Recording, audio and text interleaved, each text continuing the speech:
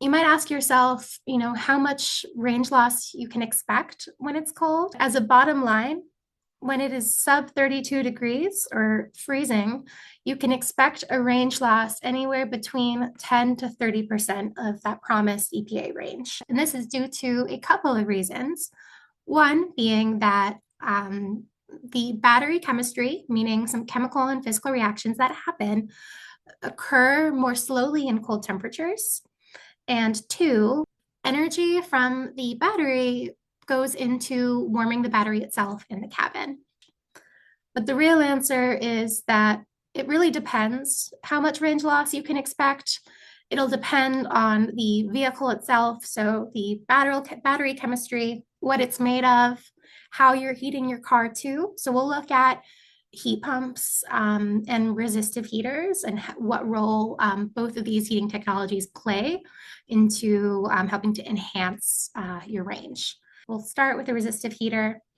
The resistive heaters use a lot of energy, and essentially how they work is they'll run electricity through a conductor to produce heat.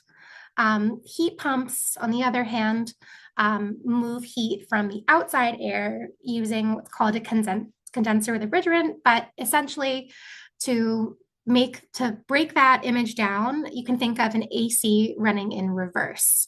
So even during the colder months, a heat pump will take some of that moisture and heat from outside and transfer that to heat your vehicle. In short, heat pumps are much more energy efficient and help with that range loss.